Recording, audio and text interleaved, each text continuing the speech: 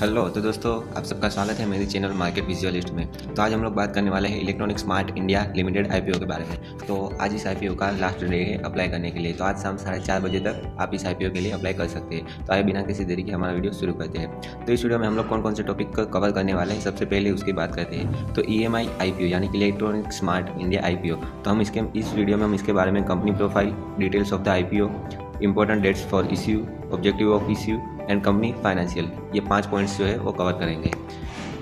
तो सबसे पहले है company profile.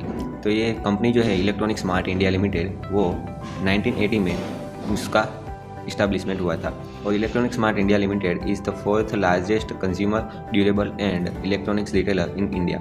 Means it is the 4th largest, यानी कि पूरे कंट्री में ये 4th नंबर पे इलेक्ट्रॉनिक्स गुड्स और सर्विसेज की डिलीवरी करते हैं, यानी कि सेल करते हैं। The company offers a diversified range of products, यानी कि ये जो कंपनी है उसकी जो प्रोडक्ट्स है वो वेरी डाइवर्सिफाइड है, यानी कि ये लोग डिफरेंट सेक्टर में ये जो अपनी प्रोडक्ट है वो सेल करते हैं। मेन उनका बिजनेस इलेक्ट्रॉनिक स्मार्ट ही है, लेकिन उसके अंदर अलग अलग जो प्रोडक्ट्स आती है उसकी है। आगे हम उसी के बारे में बात करेंगे। It focuses on large appliances, air conditioner, televisions, washing machines and refrigerations. ये 4 जो है ये मेन है। इसके अलावा mobile and small appliances and IT services भी ये जो है वो प्रोवाइड करती है company. The company's offering includes more than 6000 SKUs, stock keeping units across product categories from more than 70 consumer durables and electronic brands. Next है details of the IPO। तो ये जो IPO है वो 4 अक्टूबर को ओपन हुआ था और 7 अक्टूबर यानी कि आज ये क्लोज होगा। इसका जो इश्यू टाइप है वो बुक बिल्ड इश्यू है, यानी कि इसकी जो IPO की प्राइस रेंज जो होती है बुक बिल्ड इश्यू में वो वेरी करती है, यानी कि उसमें रेंज होती है, एक प्राइस फिक्स नहीं होती है। उसे बुक बिल्ड इश्यू कहते हैं। फेस वैल्यू, तो इसमें जो एक शेयर है उसकी फेस वैल्यू 10 रुपीज़ है और इसकी जो IPO प्राइस है जो कि ₹56 to 59 है, जो इसमें कट ऑफ प्राइस है वो 59 रहेगी, यानी कि मैक्सिमम प्राइस पर जब आप ये IPO अप्लाई करेंगे तो आप 59 रुपये पे अप्लाई करेंगे। 59 रुपीज़ पर शेयर मार्केट लॉट। तो ये जो IPO है इस IPO का मार्केट लॉट है 254 शेयर्स, यानी कि इस IPO में आपको मिनिमम 254 शेयर्स के लिए अप्लाई करना पड़ेगा। लिस्टिंग डेट, यानी कि ये जो IPO है वो BSE और NSE यानी कि Bombay stock exchange and national stock exchange, इन दोनों पे ही लिस्ट होगा। Issue size up to 500 crore. जो कंपनी है इलेक्ट्रॉनिक स्मार्ट इंडिया लिमिटेड, वो 500 करोड़ रुपीज़ तक का ये जो IPO है वो इश्यू कर रही है, यानी कि बहुत ही छोटी अमाउंट है। तो ये IPO है उसमें आपको अच्छा लिस्टिंग गेन, अच्छा रिटर्न मिल सकता है। उसके बाद हम लोग बात करते हैं इम्पोर्टेंट डेट्स ऑफ IPO। तो ये जो IPO है वो 4 अक्टूबर 2022 को ओपन हुआ था। 7 अक्टूबर 2022 यानी कि आज ये क्लोज होगा। और इसका जो अलॉटमेंट है वो 12 अक्टूबर को आप लोगों को पता चलेगा, आप लोग जान पाएंगे। इनिशिएशन ऑफ रिफंड्स, यानी कि जिन लोगों को शेयर्स अलॉट नहीं हुए हैं उनको 13 अक्टूबर को पैसा रिटर्न कर दिया जाएगा, यानी कि आपके अकाउंट में से पैसा अनब्लॉक हो जाएगा। Credit of shares to demat account, यानी कि 14 अक्टूबर को जिस लोगों को शेयर अलॉट हुए हैं उन सारे लोगों के शेयर उनके डीमैट अकाउंट में ट्रांसफ़र कर दिए जाए। तो ये जो IPO है वो 17 अक्टूबर को NSE और BSE दोनों ही प्लेटफॉर्म पे लिस्ट होगा। इस दिन आप लोग जान सकेंगे कि IPO किस प्राइस पे लिस्ट होता है।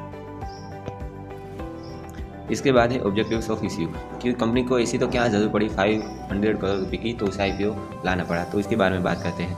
The funding of capital expenditure for expansion and opening of stores and warehouses, यानी कि जो वेयर हाउसेज एंड स्टोर है उसका ओपनिंग करने के लिए जो भी कैपिटल एक्सपेंडिचर होते हैं, क्योंकि वो तो एक ही बार ओपन करना होता है, तो उसके लिए ये IPO इश्यू हो रहा है।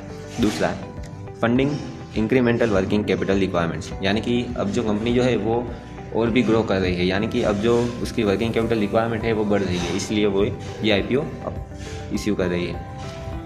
रीपेमेंट और प्रीपेमेंट इन फुल और पार्ट ऑफ ऑल और certain borrowings availed by the company, यानी कि कंपनी ने जो भी बोरोइंग्स ली है तो उसका भी रीपेमेंट करना पड़ेगा।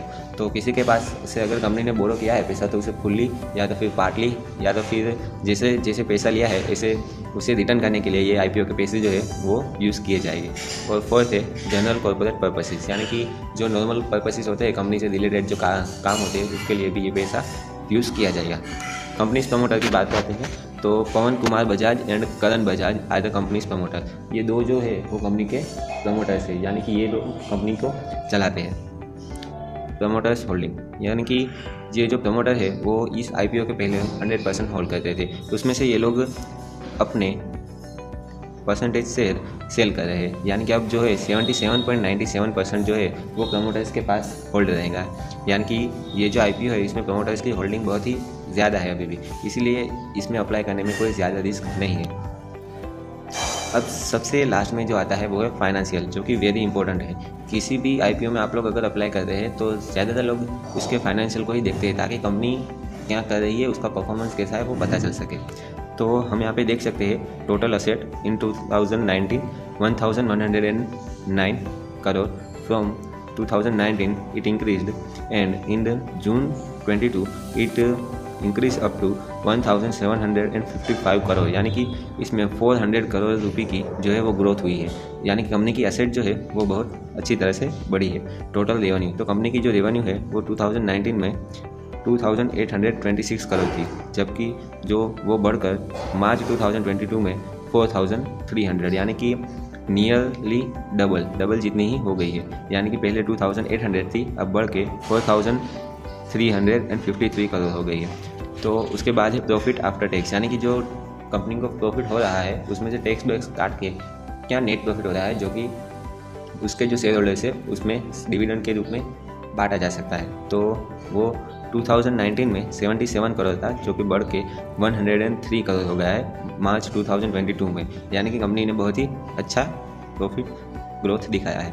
उसके बाद नेटवर्थ, यानी कंपनी की जो नेटवर्थ है, टोटल वैल्यू है वो 340 करोड़ से बढ़ के 340 करोड़ से बढ़ के 596 करोड़ हो गई है। अब इसके बाद बात करते हैं तो टोटल बोरोइंग्स की, तो कंपनी की जो बोरोइंग्स है वो 2019 में 377 करोड़ थी, वो धीरे धीरे बढ़ ही रही है और मार्च 2022 में 593 करोड़ थी। और उसके बाद अभी जो 30 जून 2022 में है वो जो है बोरोइंग्स घटी है, कम हुई है, यानी कि उसका जो है वो रीपेमेंट हुआ होगा, यानी कि अभी 475 करोड़ कंपनी की बोरोइंग्स है। तो कंपनी का फाइनेंशियल भी मेरे हिसाब से अच्छा ही है, तो इसमें आप लोगों को अप्लाई करना चाहिए। मैं तो इस IPO में अप्लाई करने वाला हूँ। तो थैंक यू दोस्तों फॉर वॉचिंग माई वीडियो। अगर आपको ये वीडियो अच्छा लगा है तो इस वीडियो को सब्सक्राइब करें।